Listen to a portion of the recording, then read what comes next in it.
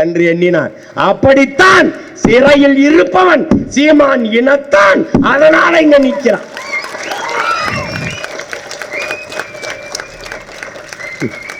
இங்க இருக்கிறவெல்லாம் அரேபியாவிலிருந்து யாரும் இறக்கி விடப்பட்டவன் இல்லை. என் உடன் பிறந்தவர்களே, என் ரத்த சொந்தங்கள், என் உடன் பிறந்தவர்கள் இஸ்லாமியர்கள். நாங்கள் தமிழராகவில்லை, தமிழர்கள் நாங்கள் இஸ்லாமிய மார்க்கத்தை ஏற்றிருக்கிறோம். அப்படிதான் என் தம்பி சைபுல்லா, அப்படிதான் எங்க தடாரகன், அப்படிதான் எங்க அண்ணன் என் தம்பி ஹுமாயூன், அப்படிதான் இங்க இருக்கிற என் சொந்தங்கள் எல்லாம். இதாண்டா நான் இஸ்லாத்தை ஏற்றிருக்கிறேன். அவன் அரேபியன், அவன் உருது, அவன் வங்காளி, அவன் மலையாளி, அவன் தெலுங்கன், அவன் குஜராத்தி, அவன் பீகாரி, நான் தமிழர். கோட்பாடு உலகெங்கிலும், எனக்கும் உனக்கும் இல்ல, உலகெங்கிலும் வரலாற்றின் வழி இதுதான். உங்களையும் என்னையும் ஒரு உயிராக மதிக்க மாட்டார்கள். இது அல்லாமே தானே. அவர்களுக்கு நமது உரிமையோ உணர்வோ உயிரோ முக்கியம் அல்ல, நமது ஓட்டு மட்டும்தான். மக்களின் பிரச்சனைகளை அரசு கையில் எடுக்காத போது மக்களுக்கு இருக்கிற கடைசி வாய்ப்பு அதே அதிகாரத்தை, அதே அரசை மக்கள் கையில் எடுப்பதுதான். ஒரு நாள் இந்த அதிகாரத்தை நாங்கள் கையில் எடுப்போம், எம் மக்களை விடுதலை செய்வோம். விடுதலை, சுதந்திரம் என்ற சொல்லின் பொருள் புரியும். அதனால் தான் கால் நூற்றாண்டுகளாக சிறை கொட்டடியிலே வாடுகிற என் உயிர் இஸ்லாமிய சொந்தங்களின் விடுதலைக்காக விடுதலை செய் என்ற முழக்கத்தை முன்வைத்து இந்த நிலத்திலே நாங்கள் தொடர்ச்சியாக போராடி வருகிறோம். அன்பு சொந்தங்களை, ஒன்றை மட்டும் உறுதியாக சொல்கிறேன், இதையெல்லாம் செய்வது நீங்கள் என்னோடு நிற்பீர்கள் என்பதற்காக அல்ல, நாங்கள் உங்களோடு நிற்கிறோம் என்பதை சொல்வதற்காகத்தான் இந்த கூட்டம். நீங்கள் வாக்கை போடுங்கள், போடாது போங்கள், அதை பற்றி எனக்கு கவலை இல்லை. ஆனால் என் பிறவி கடமையை நான் செய்கிறேன், நாங்கள் செய்கிறோம். எனக்கு முன்பு செய்தார்களா? செய்தார்கள், எண்ணற்ற பேர் செய்தார்கள். அதில் ஒருவன் தான் எங்களை போன்ற பிள்ளைகளால் போற்றப்படுகிற புனித போராளி எங்கள் உயிர் அண்ணன் பழனி பாபா அவர். இஸ்லாத்தை ஏற்றுக்கொண்டிருக்கிற என் உயிர் சொந்தங்களுக்கு அவனை போல ஒரு தலைவன் இனி பிறக்கப் போவதும் இல்லை, பிறந்ததும் இல்லை.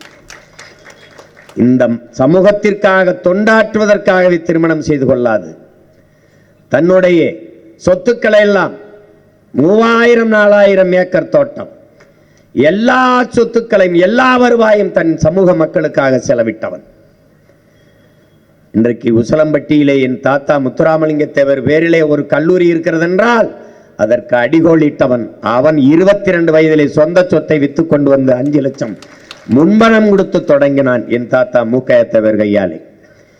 அவருக்கு பழனி பாபா என்று பெயர் வைத்தவன் எங்கள் தாத்தா மூக்கைய தேவர். பாபா பாபா என்று அழைத்து பழனியிலே பிறந்ததால் பழனி பாபா என்று செல்லமாக அழைத்தது அவர்தான். அதுதான் இன்று தமிழ் கூறும் நல்லுலக என் சொந்தங்களால் எல்லோராலும் அன்பாக அழைக்கப்படுவது அந்த பெயர் தான். அப்படிப்பட்ட ஒரு மனிதன், இன்னொரு மகன் இந்த தமிழ் சமூகத்துக்கு இனி கிடைக்க போறது இல்லை. மதவாதத்திற்கு எதிராக நாங்கள் என்று பேசிக்கொண்டிருக்கிற இந்த ஆட்சியாளர்கள் அந்த மதவாதத்திற்கு எதிராக போராடி போராடி அதே மதவாத சக்திகளால் கொல்லப்பட்ட ஒரு புனிதனுக்கு ஒரு வணக்கம் செலுத்தியதில்லை இதுவரை. ஆனாலும் என் மக்கள் அவரே எங்களுக்கு கற்பித்திருக்கிறார். பாவம் இந்த மக்கள். எவனாவது ஒருவன் வந்து அன்பாக 2 வார்த்தை பேசிவிட்டால் அவனையே தலைவன் என்று நம்பிக்கொண்டு பின் சென்று விடுவார்கள் என்று அவரே சொல்லி இருக்கிறார். அதனால் என் மக்களுக்கு நாங்கள் செய்ய வேண்டிய கடமையை சரியாக செய்கிறோம். ஏனென்றால் ஓசோ சொல்கிறான், ஒவ்வொரு நாளையும் நீ அறுவடைக்கான நாளாக கருதாதே, விதைப்பதற்காக நாளாக கருது என்று. நாங்கள் விதைத்துக் கொண்டே செல்கிறோம். என்றாவது ஒரு நாள் நாங்கள் அறுவடை செய்வோம். இல்லை என்றால் எங்கள் தலைமுறை, அடுத்த தலைமுறை அறுவடை செய்யும்.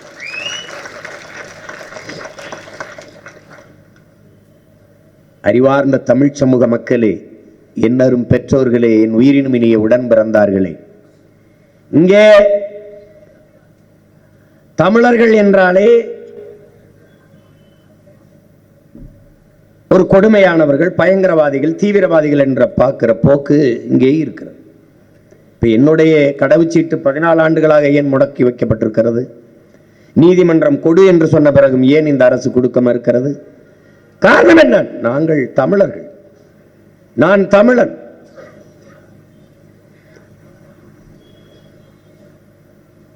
ஈழத்தாயகத்தில் நம் மக்கள் எதற்காக கொல்லப்பட்டார்கள்?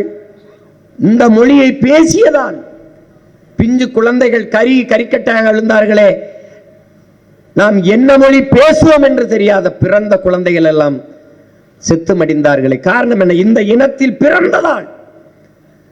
அதனாலேயே இங்கு இஸ்லாத்தை, இஸ்லாமிய மார்க்கத்தை ஏற்றுக்கொண்டதாலேயே என் மக்கள் இந்த மண்ணிலே அளப்பரிய துன்பத்தையும் துயரத்தையும் தூக்கி சுமக்கிறார்கள்.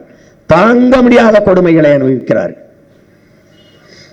இன்னொரு நிலையத்திலே தமிழன் என்றால் ஒரு சோதனை, இஸ்லாமியன் என்றால் ஒரு சோதனை. இதை அனுபவித்து பார்த்தவர்களுக்குத்தான் தெரியும். நான் அனுபவித்தவன் என்கிற முறையில் சொல்லுகிறேன். விடுதலை என்ற சொல்லிற்கு யாருக்கு பொருள் புரியும்? அடிமை நிலையிலிருந்து அடக்கப்பட்டு ஒடுக்கப்பட்டு பன்னெடுங்காலமாக வீழ்த்தப்பட்ட ஒரு மகனுக்குத்தான் விடுதலை, சுதந்திரம் என்ற சொல்லின் பொருள் புரியும். அதனால் தான் கால் நூற்றாண்டுகளாக சிறை கொட்டடியிலே வாடுகிற என் உயிர் இஸ்லாமிய சொந்தங்களின் விடுதலைக்காக விடுதலை செய் என்ற முழக்கத்தை முன்வைத்து இந்த நிலத்திலே நாங்கள் தொடர்ச்சியாக போராடி வருகிறோம். அவர்கள் செய்யவில்லை என்றால், மக்களின் பிரச்சனைகளை அரசு கையில் எடுக்காத போது மக்களுக்கு இருக்கிற கடைசி வாய்ப்பு அதே அதிகாரத்தை, அதே அரசை மக்கள் கையில் எடுப்பதுதான். ஒரு நாள் இந்த அதிகாரத்தை நாங்கள் கையில் எடுப்போம், எம் மக்களை விடுதலை செய்வோம். இவர்கள் ஏமாற்றுக்காரர்கள். என் மக்கள் இன்னும் நம்பிக்கொண்டலைகிறார்கள். அற்ப வாக்குக்கு அலைவார்கள். உங்களையும் என்னையும் ஒரு உயிராக மதிக்க மாட்டார்கள். இது அல்லாமைதானே. அவர்களுக்கு நமது உரிமையோ உணர்வோ உயிரோ முக்கியம் அல்ல, நமது ஓட்டு மட்டும்தான். ஏன் இந்த உலமாக்களை போன ஆண்டு கூட்டி மாநாடு போடவில்லை? 16 இடத்தில் இருக்கிறது. ஏன் அண்ணா, எங்க அண்ணா தடாராய் முன்ன ஏன் போன ஆண்டு போடவில்லை? அதற்கு முந்தைய ஆண்டு போடவில்லை? ஏன் இப்போது நடக்கிறது? ஏனென்றால் இந்த அடுத்த மாதம் தேர்தல் வர இருக்கிறது. அதனால்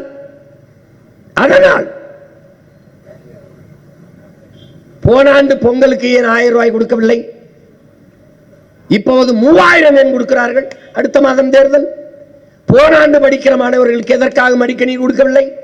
இந்த ஆண்டு ஏன் அடுத்த மாதம் தேர்தல்?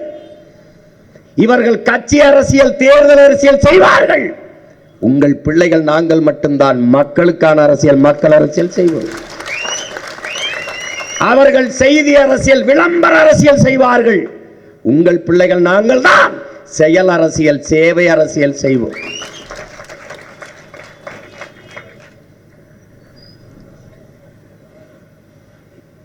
எல்லா துன்ப துயரங்களில் இருந்து நாம் விடுபட முடியும். அதற்கான வலிமை நம்மிடத்தில் இருக்கிறது. ஆனால் அறிவார்ந்த என் தமிழ் சமூக மக்கள், என்னிலும் இளைய என் தம்பி தங்கைகள் புரிந்து கொள்ள வேண்டும். உண்மையிலேயே இவர்கள் சொல்வது போல நாம் சிறுபான்மையினரா? சிறுபான்மையினர் என்றால் எப்படி, எதை வைத்து சிறுபான்மை? உலகெங்கிலும் வரலாற்றிலே என் உடன் பிறந்தார்களே, உலகெங்கிலும் வரலாற்றிலே ஒவ்வொரு இனத்தையும் மொழி, இன அடிப்படையில் தான் வகுக்கிறார்கள். அப்படித்தான் எந்த நாட்டிலும், எந்த இன வரலாற்றிலும் மதத்தின் அடிப்படையில் மனிதர்களை பகுத்து வகுத்து பார்த்தது இல்லை. ஐரோப்பிய நாடு முழுதும் கிறிஸ்தவர்கள் தான். பிறகு எதற்காக அத்தனை நாடுகள்? எதற்கு பிரான்ஸ்? எதற்கு சுவிஸ்? எதற்கு டென்மார்க்? எதற்கு ஜெர்மனி? எதற்கு நார்வே? ஏன்? மொழி வழியே தேசிய இனங்கள், நிலங்கள். I am Christian கிடையாது, I am French, I am British கிடையாது, I am English. மொழி வழிதான் தேசிய இனங்கள், நிலங்கள்.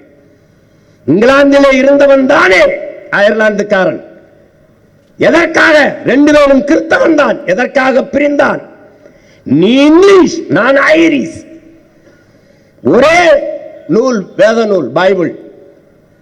இறைமகன் இயேசு ஏற்றுக்கொண்டவன் தானே. பிறகு எதற்காக நாடு? எதற்காக இன்னைக்கு ஸ்காட்லாந்து தனி நாடு இருக்கிறான்? நீ இங்கிலீஷ், நான் ஸ்காட்லாந்து. இந்தியாவிலிருந்து பாகிஸ்தான் பிரிந்ததை ஏன்? மார்க்கம், இஸ்லாம், அதற்கு தனி நாடு. அதுவும் கூட முகமது அலி ஜின்னா கேட்டிருக்க மாட்டார். நாட்டு விடுதலைக்காக எல்லோரும் இணைந்து போராடி கொண்டிருக்கிற போது மதம், சாதி, மொழி பாகுபாடின்றி இந்தியர்கள் என்று போராடி கொண்டிருக்கும் போது பொது மேடையிலே ஒரு முறைக்கு இருமுறை காந்தியடிகள் அவர்கள் ஜின்னா அவர்களை பார்த்து, இந்த நம்மோடு சிறுபான்மை மக்களின் தலைவர் ஜின்னாவும் இருக்கிறார் என்று சொல்லிவிட்டார்.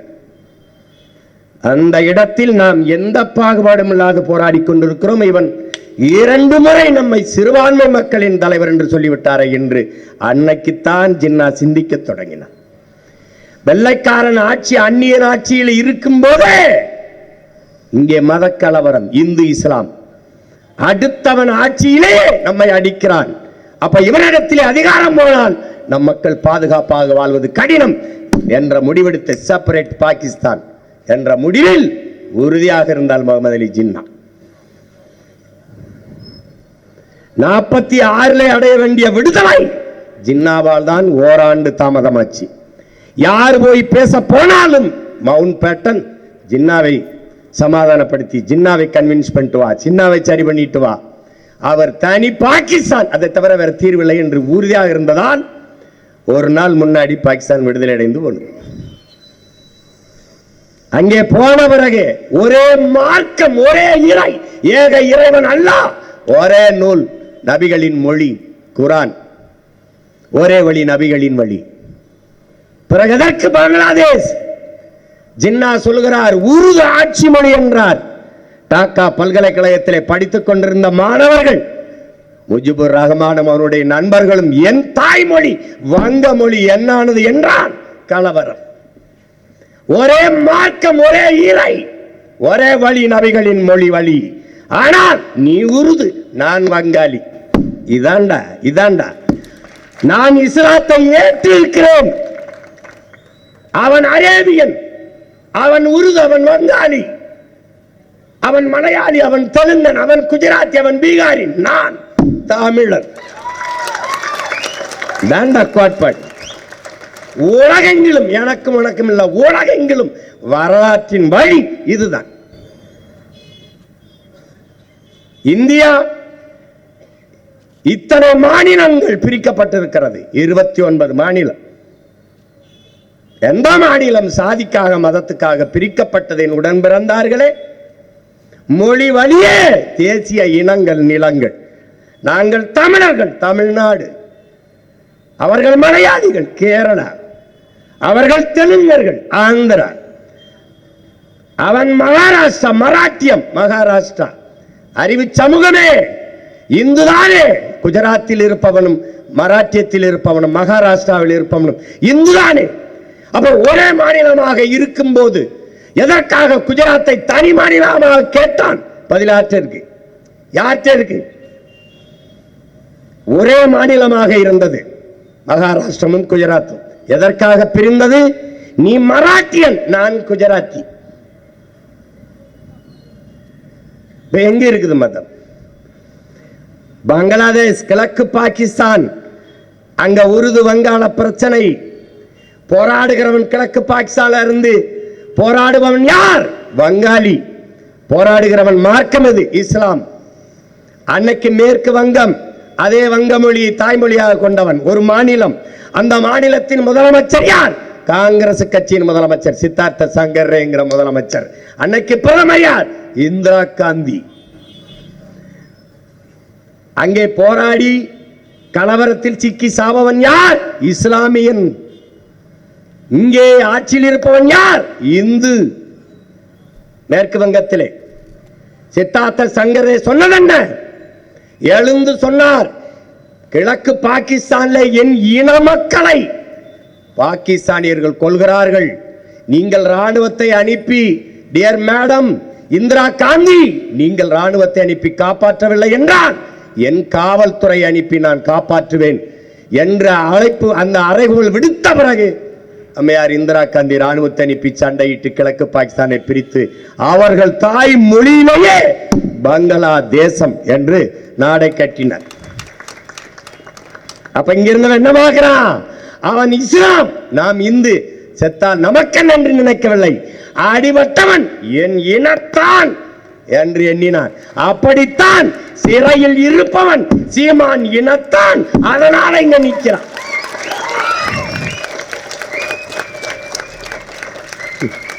இங்க இருக்கிறவன் அரேபியாவிலிருந்து யாரும் இறக்கி விடப்பட்டவன் இல்லை. என் உடன் பிறந்தவர்களே, என் ரத்த சொந்தங்கள், என் உடன் பிறந்தவர்கள்